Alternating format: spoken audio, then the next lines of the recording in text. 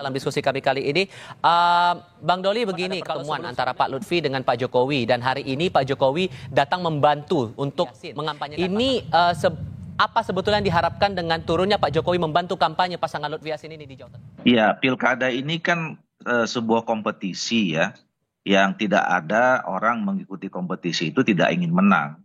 Ya, semuanya ingin memenangkan kompetisi. Maka untuk memenangkan kompetisi itu bagi si calon ya, jangankan seorang tokoh gitu ya, ya suara satu orang rakyat biasa saja itu penting, menentukan gitu. Jadi ya sebisa mungkin semua orang dimintai tolong untuk membantu memenangkan kompetisi ini gitu. Nah, saya kira Pak Lutfi dan siapa saja yang menjadi calon kepala daerah sekarang dan kami juga misalnya yang tergabung dalam kader Partai Golkar, kemudian tergabung dalam Koalisi Indonesia Maju, ya memang meminta kepada mereka untuk memenangkan dirinya masing-masing dengan meyakinkan siapa saja, ya tentu pada akhirnya rakyat. Itu yang pertama. Yang kedua, Pak Jokowi ini kan sudah menjadi rakyat biasa juga, gitu loh. Pak Jokowi punya hak pilih. Nah, ketika misalnya seorang calon kepala daerah meminta bantuan Pak Jokowi yang tentu punya pengalaman ya, memenangkan kompetisi yang hampir sama di Pilpres misalnya, bahkan pernah dulu menang di Pilgub, menang di pemilihan ke wali kota di Solo gitu. Nah, itu kan kembali kepada Pak Jokowinya. Nah, kalau kemudian Pak Jokowi merasa cocok bahwa Pak Jokowi menilai Jawa Tengah akan lebih baik dipimpin oleh Pak Lutfi, saya kira juga tidak ada yang tidak ada yang salah dengan Pak Jokowi membantu calon-calon yang dianggap perlu dibantu dan saya kira ketemu visinya gitu untuk membangun daerah itu. Apakah ini ada hubungannya dengan aspek elektoral? Walaupun kemudian Anda katakan bahwa Pak Jokowi sekarang sudah jadi rakyat biasa, tapi kan atribusi beliau sebagai Presiden ke-7 Republik Indonesia ini juga masih jadi perhatian begitu. Ditambah sudah sebelumnya ada pertemuan juga antara Pak Lutfi, Pak Yassin. Waktu itu harapan untuk bisa menggenjot elektoral ini betulkah? Ya itu tadi saya katakan, intinya apa yang dilakukan oleh Pak Lutfi dan Pak Yassin, ketemu Pak Jokowi dan ketemu sama siapa saja, ya itu dalam rangka untuk bisa memastikan bahwa mereka dalam kompetisi ini bisa punya peluang besar untuk menang gitu ya. Jadi siapapun yang dianggap bisa membantu memenangkan kompetisi ini ya, apalagi Pak Jokowi tentu di Jawa Tengah masih punya pengaruh ya, pengalaman beliau di Solo, kemudian memang basisnya juga kalau daerahnya adalah Jawa Tengah gitu. Saya kira itu satu pilihan yang tepat menurut saya untuk membantu pemenangan Pak Lutfi. Ya. Kalau kemudian dibahasakan bahwa kalau tadi Mas Seno sempat bilang di tayangan sebelumnya, Bang, Pak Jokowi turun tangan bantu kampanyenya Lutfi Yassin karena panik elektabilitasnya disalip oleh lawan. Itu betul nggak? Yang nanti kita tunggu itu kan tanggal 27 November. Ya, kita ingin menang tanggal 27 Novembernya. Bahwa sekarang kemudian ada teman-teman lembaga survei yang menilai elektabilitas calon pasangan tertentu sekian itu kan itu bagi kita sebagai alat ukur, alat bantu saja. Dan tadi sudah dijelaskan sama salah satu lembaga survei, sekarang tidak bisa kita tentukan siapa yang menang. Yang menentukan menang itu nanti adalah rakyat Indonesia di masing-masing daerah pada tanggal 27 November. Jadi kita nggak merasa situasi hati kita ini seperti apa, itu bukan itu yang kita nilai. Tapi yang sekarang kita kerjakan adalah berupaya keras untuk bisa menang. Nah, Mas Seno, karena kan yang membuat Pak Jokowi turun tangan bukan karena dorongan siapapun, tapi inisiatif pribadi dan bukan kepanikan itu. Gimana ngeresponnya? Ya, saya rasa kan kita tidak hidup di ruang hampa politik. Artinya ya setiap aksi pasti ada reaksi dan kalau ada api pasti ada asap. Nah, maka masyarakat Jawa Tengah maupun berbagai masyarakat di seluruh Indonesia, kalau kita cermati berbagai komentar di media sosial, itu hari ini bisa menangkap satu ekspresi kepanikan itu pasca muncul survei terakhir yang mengatakan Pak Andika dan Mas Hendy semakin unggul. Nah, kenapa kok saya katakan ini bisa jadi adalah ekspresi kepanikan? Karena memang membaca survei itu kan tidak bisa pada waktu itu saja, tetapi harus membaca trennya. Nah, kalau bicara Pak Andika dan Mas Hendy, secara start memang Pak Lutfi sudah start terlebih dahulu dibandingkan Pak Andika. Secara elektabilitas ini kemampuan menyusulnya cepat sekali. Bagaimana Pak Andika dan Mas Hendy ini yang awalnya tertinggal surveinya hari ini sudah unggul. Meskipun masih tipis tapi keunggulan itu sudah tampak. Maka tentu saja menjadi wajar kalau kemudian banyak yang membaca bahwa turunnya Pak Jokowi di beberapa daerah di Jawa Tengah itu adalah suatu bentuk ekspresi kepanikan. Persoalannya kan bukan masalah apakah itu boleh atau tidak boleh, benar atau salah, tapi masyarakat Jawa Tengah ini dalam kultur politiknya juga melihat suasana kepantasan. Jadi bukan hanya soal benar dan salah, tapi pantas atau tidaknya itu yang menjadi satu ukuran. Nah, seorang mantan presiden yang beberapa waktu sebelum lengser beliau berjanji bahwa akan menjadi rakyat biasa, yang itu ditangkap oleh masyarakat tidak akan ikut lagi di dalam politik.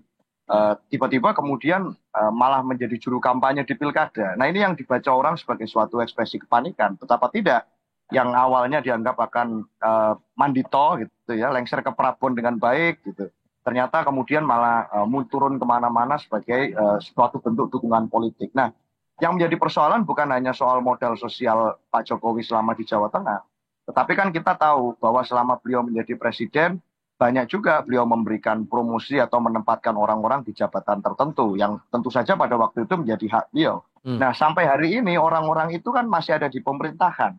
Bahkan kalau bicara komposisi kabinet pun itu hampir kurang lebih separuh kan masih adalah menteri-menteri yang sama dengan menteri-menteri Pak Jokowi. Nah, apakah kemudian, sorry saya potong di situ Mas, apakah kemudian PDI Perjuangan kalau kemudian Pak Jokowi ikut membantu kampanyenya Lutfi Yassin, khawatir akan disalib juga elektabilitas ya? Oh enggak artinya selama kemudian diberikan ruang main bahwa prinsip-prinsip luber jurdil, spirit fairness, spirit kompetitif yang baik itu diberikan kepada kami. Artinya tidak boleh ada intervensi, kemudian larangan penyebaran bansos itu betul-betul dilakukan sampai pemilu nanti. Lalu bahwa ancaman kalau ada ASN atau aparat yang tidak netral itu hukumnya pidana itu ditetapkan dan diterapkan dengan konsisten.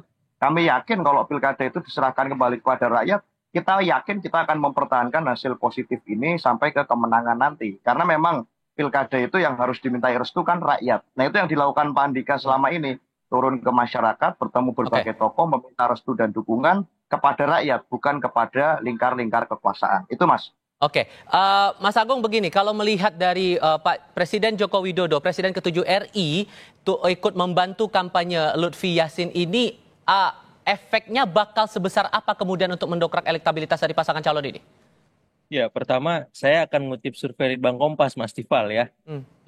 Jadi pengaruh Pak Jokowi kalau yang tercatat itu ada 43,9%, ya pemilih akan menimbang arahan endorse dari beliau ke pasangan manapun, termasuk dalam konteks ini Pak Ahmad Lutfi dan Pak Taj Yassin. Artinya ini angka yang sangat besar dan sangat sangat menentukan. Ketika kompetisinya kompetitif seperti Pilkada Jawa Tengah seperti itu. Yang kedua, ini kan pemilihnya kalau di Litbang Kompas itu masih 43, sekian persen ya, sangat tinggi ya, sehingga memang ada arahan pemilih itu bisa saja swing voters, undecided voters, tapi juga bisa pemilih transaksional. Ya, ini menurut saya bisa jadi masukan untuk semua paslon, apakah itu Pak Ahmad Lutfi atau Pak Andika Perkasa, karena detik-detik akhir itu akan menentukan siapa pemenangnya, siapa yang paling konsisten, siapa yang paling masif menggarap semua segmen pemilih, termasuk ya ketika mereka melakukan agenda-agenda di darat. Ya, jadi kalau di agenda di udara itu sudah semuanya lah melakukan, tapi yang menentukan itu di darat, Mas Tifal. Ya, seberapa sering belusukan, seberapa sering door to door, seberapa sering ya para king dan queen maker kalau di sisi PDIP itu memang benar-benar turun ke bawah memastikan ceruk-ceruk pemilih yang bisa terjaga. Jadi yang ketiga yang paling penting sebenarnya bagaimana mesin partai. Nah, saya lihat memang di koalisinya Pak Ahmad Lutfi, Pak Taj Yassin ini agak dingin ketimbang koalisinya Mas Eno ya, yang sangat militan seperti itu. Jadi yang perlu diperkuat kalau di temuan Litbang Kompas itu harusnya kan terkonversi ya. Dukungan partai yang besar dengan elektabilitas kandidat ternyata itu tidak linear. Nah, saya kira perlu juga dirapikan barisan di koalisi pendukung Pak Ahmad Lutfi, Pak Taj Yassin agar apa?